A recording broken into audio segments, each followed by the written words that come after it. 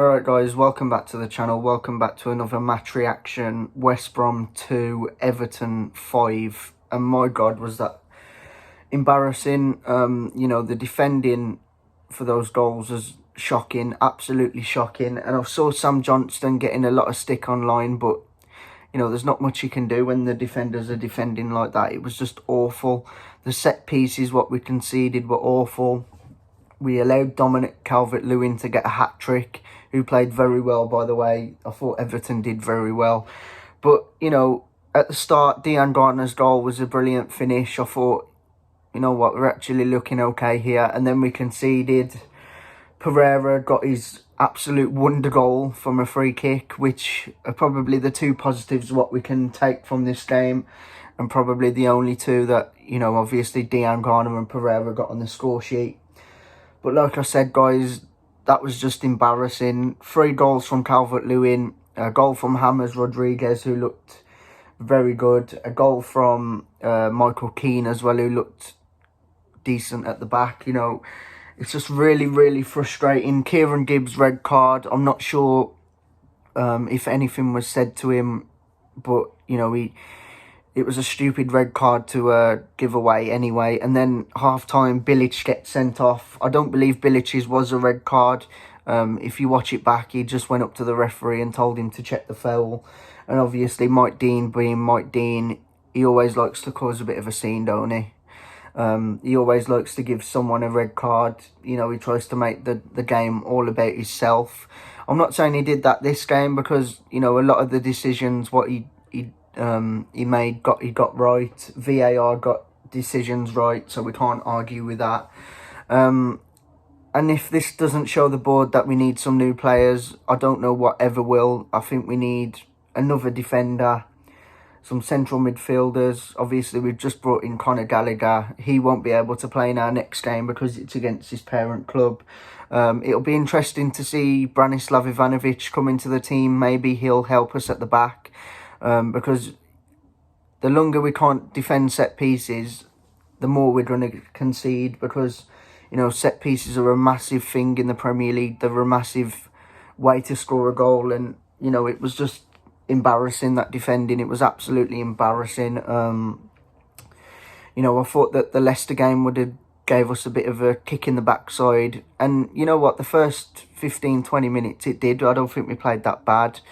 I think Dean Gardner's goal, like I say, was very good. Showed a positive sign that he ran quite far with the ball and managed to get the finish. And then Pereira's free kick, surely that is going to be the contender for goal of the month because it was an unbelievable goal. We're currently bottom of the table at the minute with a -6 goal difference. In our opening game, a 3-0 loss to Leicester and then a 5-2 loss to Everton. It's not good, especially when you've got the likes of Chelsea coming up. They've spent absolutely millions. They've got players like Havertz. It could be a long afternoon for us, but, it'd be a typical Albion thing to do, to play at the skin against Chelsea. I do feel sorry for Slaven Bilic because you can see his frustration.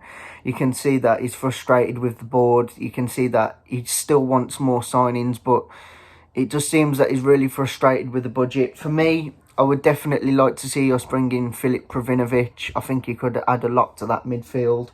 I think Conor Gallagher, when he actually gets the nod, I think he'll add a lot to our midfield as well. A really good box-to-box midfielder. But for me, I miss the days where we had Jakob and Malumbu. Do you remember those days where, they'd work the absolute socks off? Sawyers today, he was a bit lacklustre. He looked lacklustre against Leicester as well. And, for me, I'd definitely give Samfield a chance. I 100% would. I thought Samfield was really good in the Cup. I thought Samfield looked okay when he came on. It's always going to be hard, though, with 10 men, guys. It's always going to be a difficult task. But, you know what? Fair play to Everton. I think they did play really well. And that midfield, what they've got of Decore, Allen, Gomez and Rodriguez, it's probably one of the best midfields in the Premier League. It's just such an all-round good midfield. It's got a lot of balance to it. It's got a lot of defensive qualities. It's got a lot of attacking qualities. But for me, that wasn't good enough. and I think Bilic knows that. I think the players will know that, and hopefully we can bounce back in our next game. I'm not expecting nothing against Chelsea though. I'm really not, because of the players, what they've signed, and you know it's going to be an extremely difficult match. But we need 2 strikers in straight away, and for me, I'll try and bring in Karlan Grant and Troy Deeney, because we need a proven goal scorer and we need someone who can run up front. You know, Charlie Austin wasn't even on the bench today. You know, Callum Robinson didn't really do much up front. I think he was quite isolated. I think our best 2 players, hands down, was Pereira and Diangana, and you know, you can't rely on them all season. You know, the midfielders, we need people who can naturally put the ball in the back of the net. If we don't, it puts a lot of pressure on our midfield and our defence to chip in with the goals. It really does. We need a natural number 9, and, you know, we need to sort this defensive, that the way we defend on set pieces, it needs to be sorted out, because at the minute it's just really embarrassing, not good enough, and, you know, it's just... Oh, it's so frustrating. It really is frustrating. But guys, let me know in the comment section what you thought of the performance. I'm guessing that most of you are going to say it was really poor. What positives do you take out of that? Just the ones I've said, or do you have any more? Let me know, because I'm struggling to see any apart from Pereira and Diangana right now. But guys, I hope you enjoyed today's video. We'll keep you up to date with all the latest transfer news and everything like that. Freddie is going to be doing the player ratings, and you know, I know Freddie's a bit more positive, but good luck to him on being positive on that one. That's all I'm going to say. But you know, cheers for watching, guys, and we'll see you in the next one.